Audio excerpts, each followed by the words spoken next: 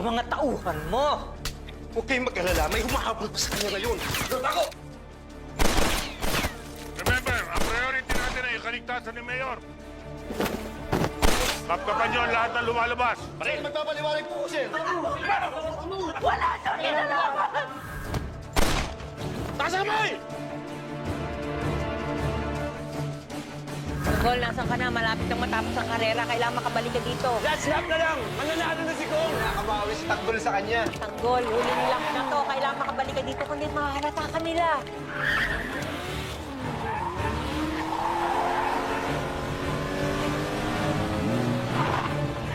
Ang panalo, Congressman Miguelito Guerrero. That's what I call a race! Kong, congrats! Ay, sa'yo! Ang galing mo pala. Ang bilis mo. Ano? Bakit? May nangyari kay Mr. Jones. Tinambangan sila. We need to go. Let's go! Tabi! Excuse me! Tabi!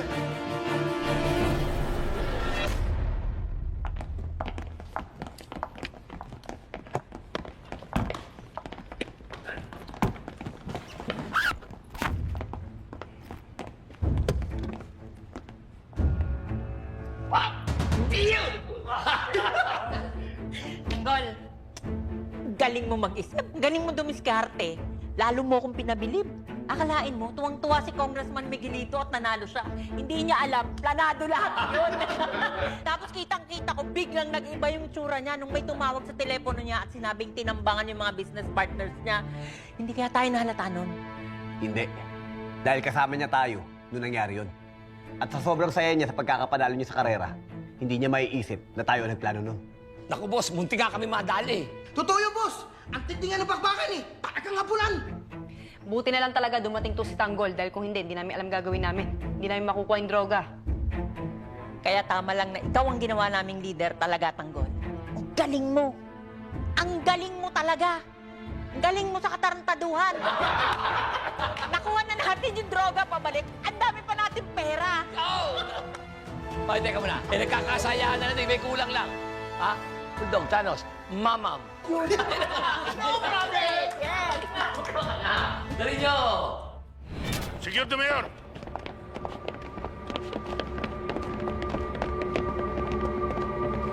Pusasan yan! Sandali! Kasama ko yan eh. Siya nagligtas sa akin. Your security is our top priority, Mayor. We'll take over from here. Escort the Mayor Sinabi ko na back to the kasama City ko yan Hall. eh. Yes, sir. Mayor, tara na po. Mayor, tara na.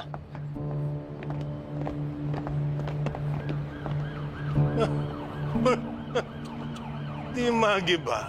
Tignan mo nga naman ano. Isang dating matinong pulis. Ngayon kriminal na. Dali sa presinto yan! Kayo wala akong kasalanan. Hindi ko kasama yung mga tao nagtangka sa buhay ni Mayor. Nagkakamali kayo. Doon ka magpaliwanag. Bitbitin yan! Bilis!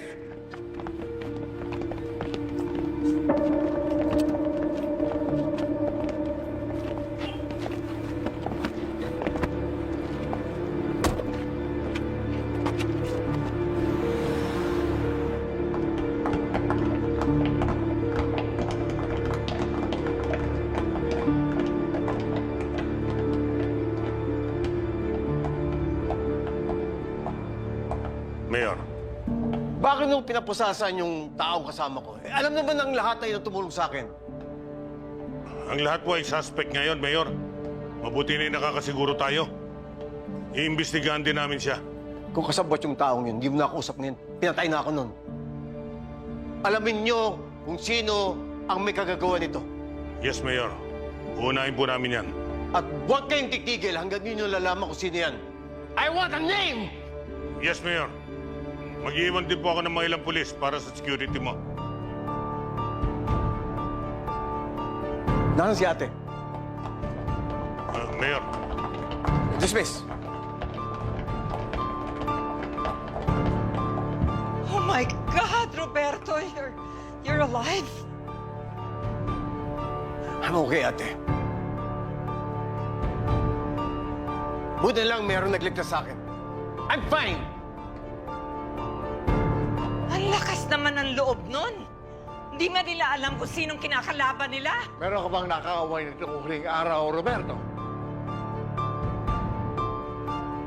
Don Julio naman, Kilala niyo kaming mga gerero. Wala kaming kaaway. Patingin niyo ba maupo ka sa posisyon na to kung marami akong kaaway? Bueno, isa lamang ang may kagagawa nito. Kung hindi mo kaaway, isang taong makikinabang sa iyong pagkamatay.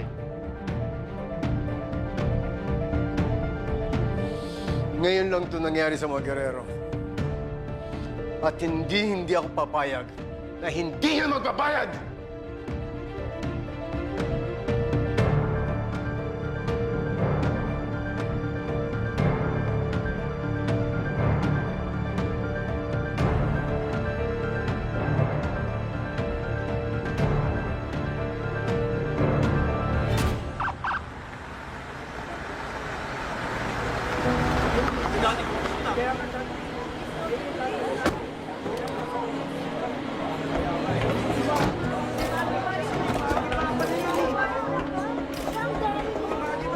Sir!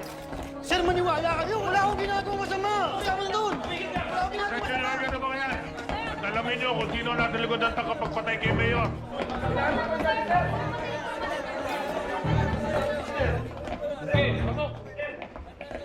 Hindi magiba. Ano naman nga ba ang maaasahan ko sa iyo? Sir, wala akong kinalaman sa nangyari kay Mayor Guerrero. Nagkataon lang nandun ako at sinagip ko siya. Tumahimik ka! Nandito ka dahil suspect ka. Nakapagtataka naman na matapos kang matanggal sa serbisyo, nagkataon namang nasa City Hall ka nang pagtangkaan ng buhay ni Mayor. Sir, walang galang na po. Wala pong kinalaman si Di Magiba dyan, sir. Sa katunayan, ako po ang nagpapunta sa kanya sa City Hall para maghanap ng trabaho sa job fair. Huwag kang makialam dito, Mendoza, kung ayaw mo madamay. Sir, totoo sinasabi ng Mendoza, sir. Pumunta ako sa munisipyo para maghanap ng trabaho. Kung gusto niyo, sir, tanungin niyo yung kapatid niya si Esther. Siyang pinuntahan ko sa munisipyo, sir. Huwag mo kong daanin sa kwento. Kahit anong ganda ng alibay mo, lalabas at lalabas pa rin ang totoo. Eh, baka naman, sir, naghahanap lang kayo ng mapagbibintangan.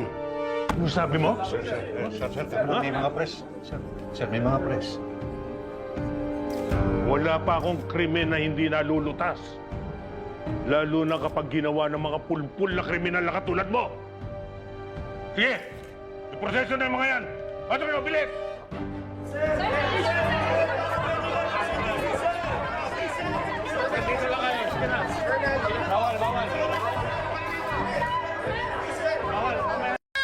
Oh! Bakit? Masip pa! Mainit na balita, assassination attempt ni Mayor Guerrero, Nico. Isang tanggap pagpaslang sa mayor ng Maynila na si Roberto Guerrero ang naganap habang nagsasagawa ng job expo malapit sa City Hall. Ayon sa otoridad, naganap ang tangkang pagpaslang habang nagtatulumpati ang mayor. Agad namang napatay ng security details ng mayor at tatlong suspect habang may ilang dinakip na Nay! hinalang may Fatima! kaugnayan sa plano. Kagulo sa City Hall, oh! Sana walang masamang nangyari kay Gracia at kay Maki. Na-recover sa lugar ang ilang matataas na kalibre ng baril at mga bala. Patuloy pa rin sa pangalan ng ebidensya. Grabe na ang panahon ngayon talaga, no? Pati mayor, pinagtatangka na. Para matukoy kung sino ang nasa likod ito.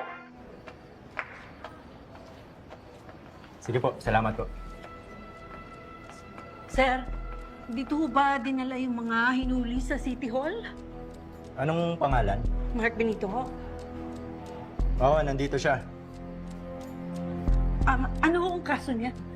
Illegal possession of firearms po. Iniimbestigahan na rin kung kasali siya sa tangkang pagpatay kay Mayor. Hindi po niya yun magagawa. Mabait po yung anak ko. Siyempre po, mabait. Anak niyo eh.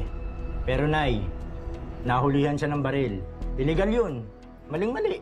Pwede po bang makita siya? Banag, Sir, samahan mo to kay Benito. sunod na lang po kayo sa akin.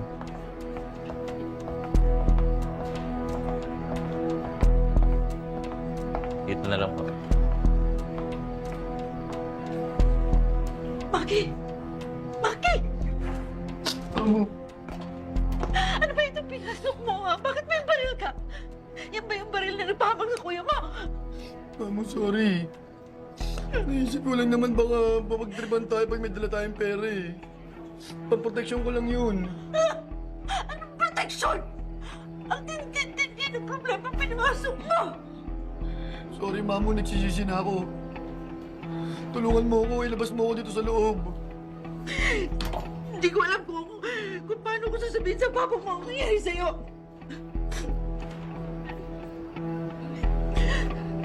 Ilalabas ka namin.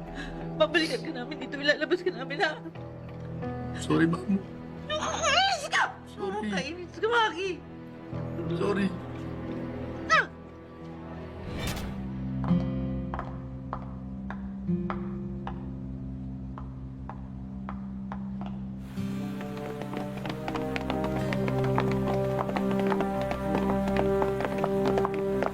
Ma, andito na sila pa.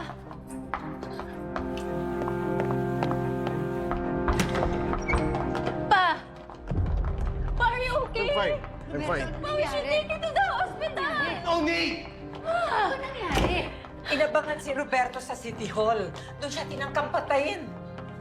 Dapat kasi ihigpitan mo na yung security mo. Baka sa susunod, hindi ka naswertehin. Who the hell wants me dead?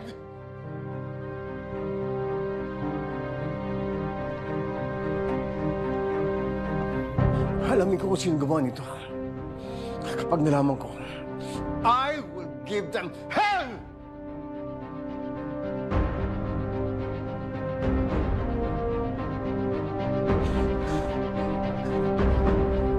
Galaman po namin na gun for hire ang mga yan.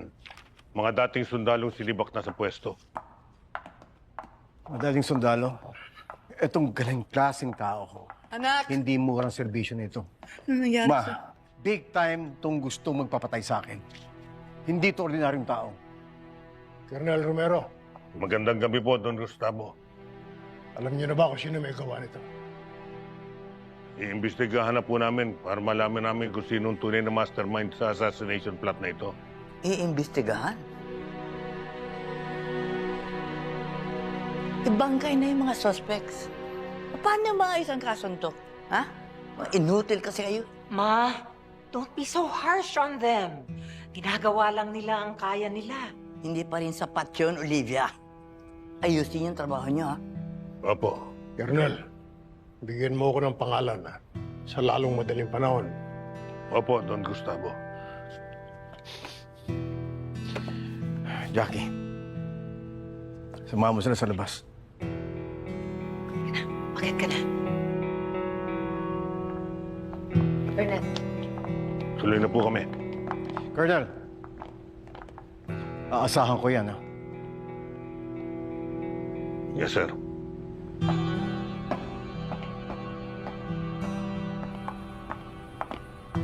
Colonel, thank you sa tulong ninyo, ha? Timbrehan nyo na lang kami kung meron kayong mga bagong malaman. Yes, ma'am. Colonel, Yes, ma'am. huwag saan yung kalilimutan na ang anak ko ang naglagay sa iyo sa pwesto mo. Dapat silbihan mo siya. Manakakaya naman. Shut up! Lahat kayo.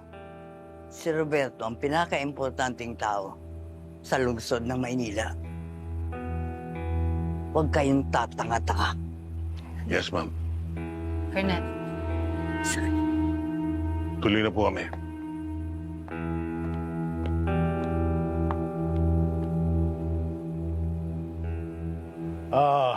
Roberto. Palagay ko, sa bahay ko na muna kayo pansamantala eh. Sigurado ko, natitiktikan ng mga kalaban mo ang bawat galaw mo eh. Sino kaya yung hayop na yan ah? Ang lakas naman ng loob para ipapatay ang mayor ng Maynila. Yun nga eh. Baka mga kalaban natin sa politika. Ang mga Raceles. Hindi ba gusto nilang bumalik sa serbisyo? Ate, ang mga Rizelis, mauubos ang lahi niyan pag pumasok sila sa politika. Hindi nila gagawin yun. Eh kung hindi sa politika, baka sa business. Roberto, sino bang kalaban mo sa negosyo, ha? Walang negosyanteng malakas ang loob para itumba ang isang mayor, lalo na mayor ng Maynila. Ate naman, Politika ang dahilan kung bakit itutumba si Roberto. Yun ang dahilan. Ang ipinagtataka ko lang, kung kailan ang huling termino ni Roberto, at saka pa mangyayari ito.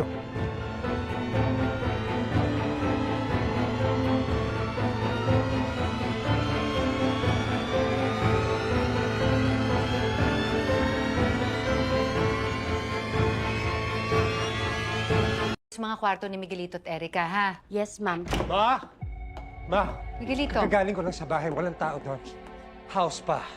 Is he okay? Okay lang siya. Nandun siya sa opisina ng lolo mo. Halika.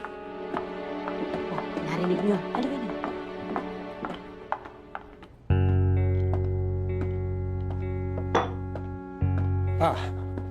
Lolo. Paano balitaan ko ang nangyari? Kamusta kayo? I'm good. Sabi ng lolo mo, dito daw muna tayo. Ligtas tayo dito. Mag-aayos na ako ng gamit. Maraming salamat, Lolo. Pa, do you have any idea kung sino may pakana na ito? Wala akong maisip na kalaban natin. Pero kailangan mas mag-ingat tayong lahat ngayon. Dahil meron tayong kalaban na hindi natin kalala.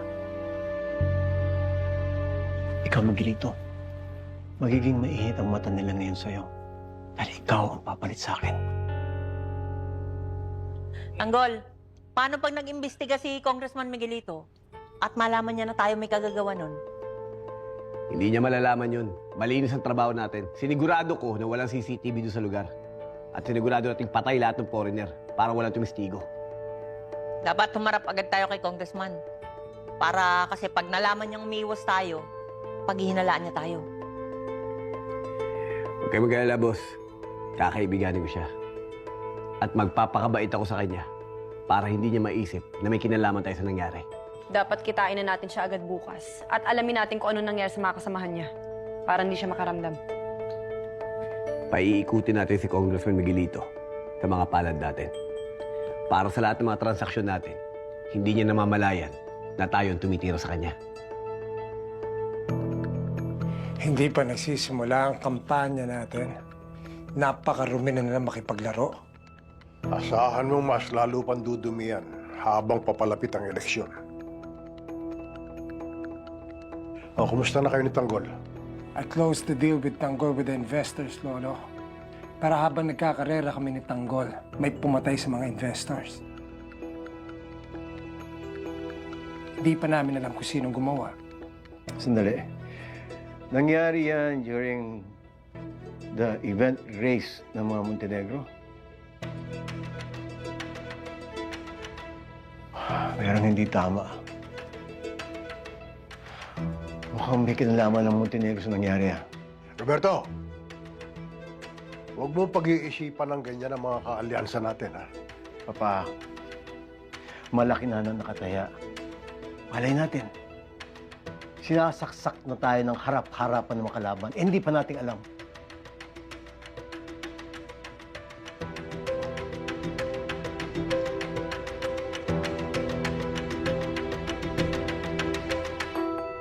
Boss, huwag ka mag-alala. Bukas na bukas tutuloy kami ni Boss Raul. Bumalik kayo kagad, ha? Baka pag nakita niyo yung malaking halaga niyan, solohin niyo, ha? Ito naman si Enteng. Ba't naman nasalta ka ng ganun? Eh ngayon pa. Tuloy-tuloy na nga yung pagyaman natin eh. Tsaka Teng, pera lang yan. Ang mahalaga, yung samahan natin.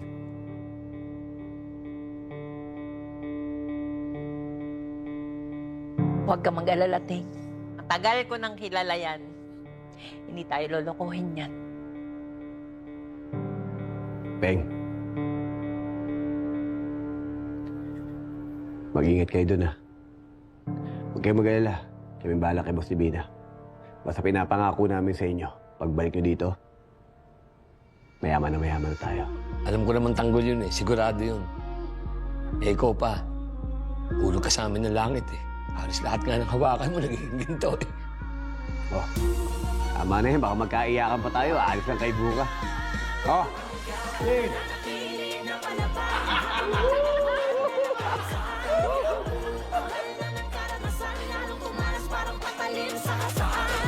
Hindi siya nagtangka sa buhay ko. Alabasin mo ito ngayong gabi. Marintes! Sinulungan ko dito! Halika na! Baka ako na patangin mo! Halika na! Gusto mo lumayas? Halika dito! Halika na! Kasama sa'yo! Akin si Mercedes! Umalis ka na! Kano ba yung pagpiansa kay Kuya? Sigurado ako malaki. Maggagancho tayo. Saan tayo maggagancho? Kaya po.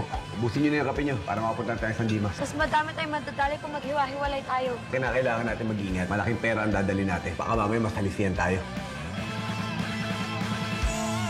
FPJ's Batang Quiapo.